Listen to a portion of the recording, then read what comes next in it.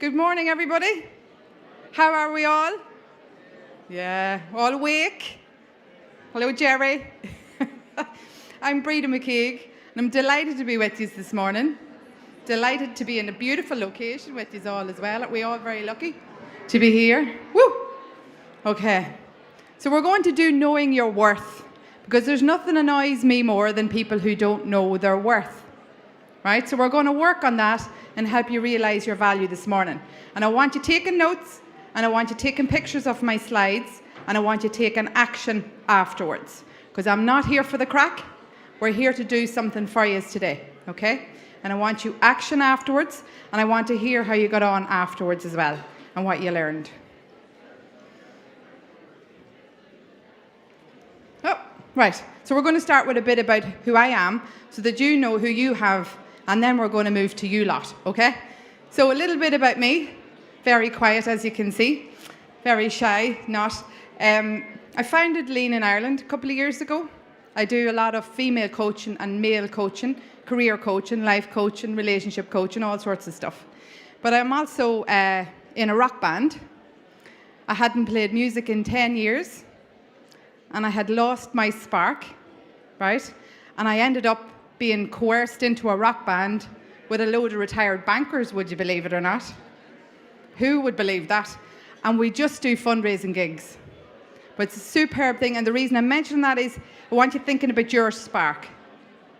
Where's the spark that you used to have, and what was sparking it at the time? So think about that for me. I was once in the Reserve Defence Forces, as you can see. So 20 years I spent in the Reserve Defence Forces. I joined when I was 17. I know I'm very young looking, and you can't believe that. You are supposed to say, no, Breda. But I was their first female officer many moons ago, which was unusual because I had joined 6 years previously. I was just a wee simple private that joined the first time that they let girls in, and I loved it. And you know that there's some of the Reserve Defence Forces guys outside at a stand there. So very good thing for anybody to do. Really good to teach you self-discipline. And I got super coaching there. Top class. I'm in a trad band as well. That's the piano accordion I do the Celtic rock on. And I have 3 sons. Dara, Jamie and Kyle. Okay? Now, to you lot, right? So now you know who I am. And do connect with me on your social media sites, because I want to see what you're at. I want to check your profiles. So, skills shortage, the growing economy, and what recruiters keep telling me. So we're here at a careers fair, right? And yet I have loads of recruiters get on to me a lot because they know that I'm coaching a lot of people, and I'm usually trying to put people into roles or help them or connect them. And they're telling me, we can't get good people, Breda. Do you know of any good people? And I know of loads of good people, but there's something happening somewhere where the good people don't realise that they're well fit to go for jobs they're not going for. So there's a wee gap there happening, right? People are not confident enough, they're not going for it enough. And I keep getting into the mix and pushing them into it. Right, so I want you to think about that. Are you one of those? Could you be the good people that these recruiters are all looking for? Now, so this is about thinking about who you are, your character. This stuff's very important, right? If I'm putting teams together, because I also work in a bank, I forgot to mention that. My day job, I run transformation projects. And I've worked all over Dublin and Ireland and London, and I was RBS London. I ran change payment programs over there. So all the SEPA payments that you pay your European payments with in your bank app, I was at the back of that. But anyway, your character, your past experience, your passion, your elevator pitch, and your transferable skills. I want you thinking about those, right? Because your character is what you can get hired on. Right? So if I'm putting a team together, this is the stuff I'm looking for. Someone's character, their past experience. Don't underestimate your past experience. I mentioned the Reserve Defence Forces that I did for 20 years. Little did I know at the time, but what I was doing there was creating serious coaching skills for myself. But I didn't see that at the time. When I look back now, that's where I learned all my leadership skills, people skills, started to understand how people work, how they're motivated. So what have you been at in your past where you've been dealing with people? What did you learn there? Because you see, everybody just thinks, oh, well, that was in a sport or that was in a hobby. Not so. I still coach in work like I did back then. So when you're learning these things, you apply them. That's what you call transferable skills. If you've been doing stuff, community groups, I know, school committees, whatever you're at, you're organising things. You mightn't see it like that, but that's what I would see it as. And, you know, if I'm trying to put a team together and recruit people. So think about that. I used to actually work with people in the local employment service in Monaghan, and I was astounded at how many people came in to me, sat down and said, I've no skills, I can't get a job. And I started to delve into their background and what they used to do in their pastimes. I found buckets of stuff that I would have been looking for in people, in attributes, when putting teams together. So this is very important, right? That's what I want you to do for me. Take this away and think about it and write it down. Your elevator pitch is how you describe yourself, because networking is very important. We'll touch on it later. Networking is seriously important, and you need a good elevator pitch. You need to be able to explain who you are, describe who you are very fast. Organisational skills. These are very important skills, and I bet you don't realise that, but that's what I am after when I'm looking to hire someone. If you say you will do it, you will do it. It's another one a lot of people don't do, and that's an easy thing to get right, isn't it? If you tell me you're going to do something, isn't it very easy to make sure you follow it through and do it? That's not hard, right? But these are the things that work. And it's very easy, just focus will get you to be better at these things. That's all it takes. Empathy and consideration for stakeholders and clients. I used to run these little stakeholder training sessions, right? Because I seemed to be very good at getting people to do what I wanted them to do. And then I realised the only difference in what I'm doing and everybody else was doing is I'm putting myself in the other person's shoes. Right? If you're going to look for a job, put yourself in the shoes of the recruiter or the company that you're thinking about going to talk to. What do they want?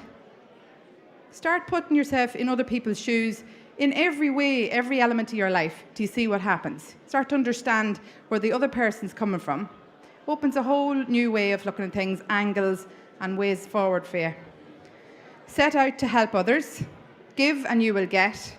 That's one I learned from Lean In, right? If you're going out with the view to helping people and going to give, you can be damn sure you will get. Get involved in community pieces, mentor people, give and you will get, I guarantee you. Create opportunities for yourself. Don't sit waiting on someone else to do it. Have a look at your environment, have a look at the jobs market and see what is in there. Maybe connect with some companies, see what they need to do, what they're trying to get to, and see, can you help them with that? And say yes. Very important. The amount of people I coach, and I find fear has closed doors on them, and they've let fear turn things down. Yes, you have to say yes for me, right? If you don't do it for yourself, just think of me. Remember, Breda told me to say yes. So the next time an opportunity comes your way, what are you going to say? Yes, right? No more of this, no, I can't do it, no, I wouldn't know how to do it, and somebody else would be better. Yes is what you're going to say. This is one of my favourite quotes, Sheryl Sandberg, who founded Lean In. If you're offered a seat on a rocket ship, don't ask what seat, just get on. Have you all heard that one before? Well, let's hope you find a few rocket ships around here today. Get out there and into those stands and talk to those employers. And get on the first seat you see and see where it brings you. Now, this is all about you now. Think about the things you love. Right? Okay, everybody thinking about the things they love? Yeah? Yes? These are all too quiet for me. Yes? Yes. Now, if I ask you to name all the things that you love, how long would it take you to name yourself? Did anybody think of, I love myself? Did anybody think of that? Right? Awesome versus average. Which would you say you are? Would you say you're awesome or you're average? And it's all up to you. What are you aiming for? Have any of you thought about this? Are you trying to be awesome or are you just coasting and you're going to be average? What have they got that you don't? Who's that fella? Mark Zuckerberg. Do you all know him? Facebook. He founded Facebook when he was 19. Right? He's now worth 61.7 million. And he gives a hell of a lot of his money back to charity. And the reason I'm putting this here is because I want you to compare how you think about yourself compared to what he's thinking about himself. He's able to create a lot of wealth and he's able to give back. This is just to compare ourselves. Where are we trying to get to? Anybody know who this is? Ladies might know her. Vera Wang. Right? Vera Wang, 69 years of age. She didn't start her designer business till she was in her 40s. So if you're sitting here today and you're thinking, I'm past it, she wasn't past it at 40, and look what she's done. Right? She's designing clothes, shoes, accessories. She's got her whole brand. She's a millionaire, right? So any one of us could be Vera Wang here if we can get the awesome versus average bit right. Do you all know who this fella is? Jeff. He founded Amazon, and he was a hedge fund broker, but he decided he'd start selling books online. Right? Does that sound very scientific? No. All of us could do that. If we decide to do it, we could do it. Now, he'd done it, and as a result, 98.5 million is going back to the homeless because he gives back his wealth. And you watch anybody that makes millions, most of them are very good philanthropists, and they're giving a lot of money back to charity. And the reason I'm telling you this is everybody's afraid to earn a lot of money. We're all talking about stinking rich and filthy rich, and everybody's afraid, right? You should want to earn money. You should want to aim high for yourselves because you can give something back to your communities. Now, your success will depend on you mastering the following. Take loads of pictures of this, and I want you to think about this later and work on it. The F word. And I have to say, I use a different F word at home. It's not this one. You can guess what it is. But this is fear, right? Fear is what I find in everybody I sit down to coach. Bucket loads of it. If I sat down with any one of you, I bet you I'd find fear-driven decisions in your life so far. Easily. Right? And it's the biggest problem we have. And it's the biggest piece of work that I'm doing with most people. Fear of failure, we're all afraid to get it wrong, and it stops us from going for it. Fear of change, people get uncertain and they're thinking, not sure about this. Fear of the unknown. Fear of rejection, we don't take the chance because we'd be afraid if we were rejected it would be awful. Fear of success is another one, believe it or not. People don't want to be brilliant at something because what would people think? Imagine that. And this what would people think is holding so many people back. It's such a waste. Here's a quote for you. Take a note of this. What other people think of you is none of your business. Remember that one and drill that into yourself. What other people think of you is none of your business.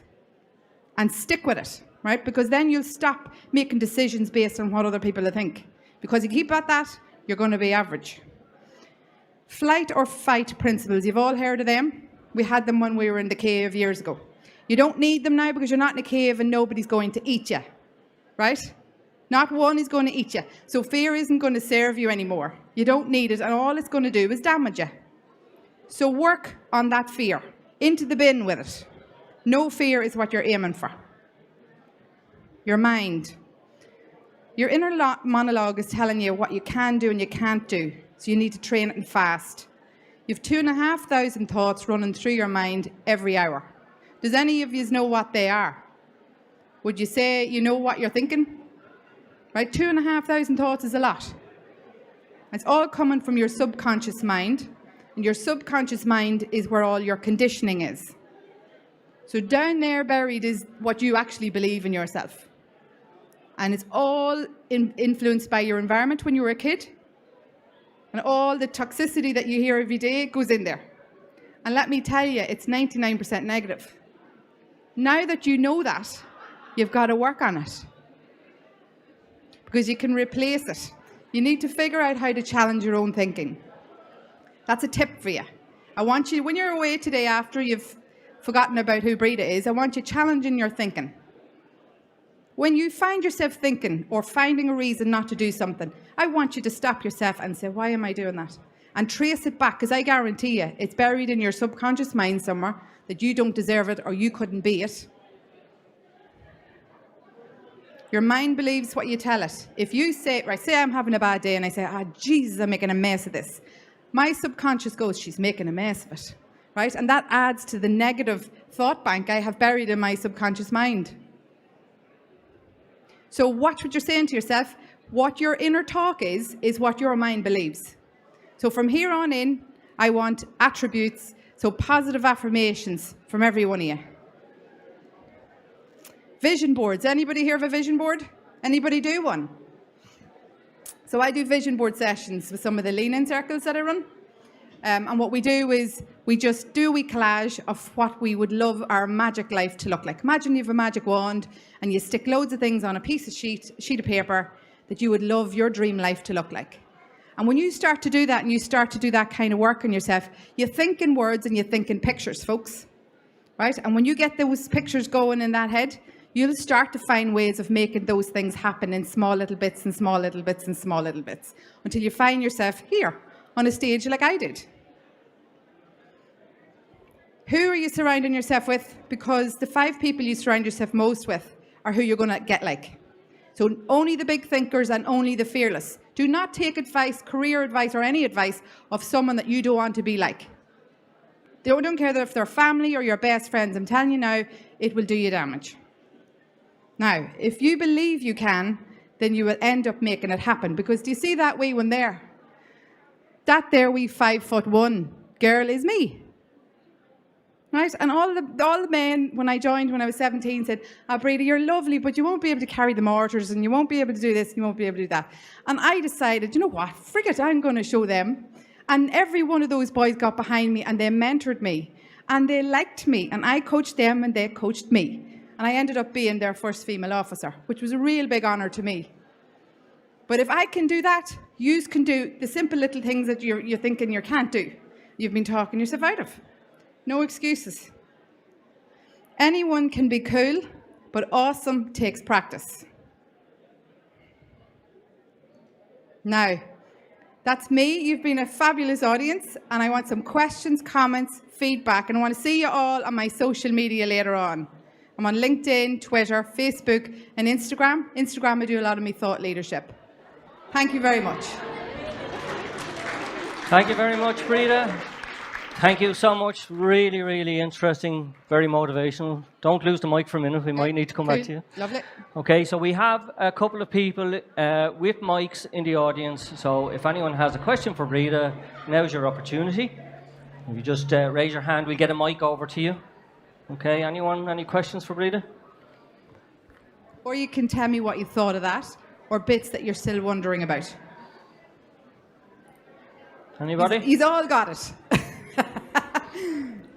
So I'm expecting major things after this then. I have a question for you, Breda. Right, go for it. Okay, so if you yourself now, would you ever experience anxiety now when you were going for an interview yourself? Yeah, so people often say to me, Jesus, do you not run into nerves, and how do you do all of these things? So we tip for you. And I went on the Elaine show last year and I was talking about imposter syndrome. A similar thing, right? But if you find yourself in a position where you're going, I can't do it, remember first of all, what you're saying to your mind is what it's believing. But what I want you to do is, do you ever hear of success journals? Anybody know what that is? So do it whatever way you want to do it. What I do is I have a draft email in my phone, right? And I take a wee note of the things that I've done that I impressed myself. It can be very small, it can be very big. Some of the things that you've achieved or that you were really afraid to do and you did it. You write those down. And what I want us to do then is when you find yourself going, I can't do this, why did I think I could do this? Then you think about, look at the things I did that I didn't actually think I could do. And I'm still here and it's still fine and they went really, really well. Right? A success journal is very, very important because that's straight where my mind goes to when I've put myself in a situation where I'm going, Jesus, what am I at? Straight away to my success journal. What have you done that you're really, really proud of? And remind yourself of that and feel the fear and get into it. No excuses. Thank you very much, Breda. Thank you so much. Thanks, everybody. Lovely to meet you. Well done. Thank you very much. Okay, so we're going to take a few minutes break so that we can get the next session lined up. So just come back to us in about 10 minutes. Thank you.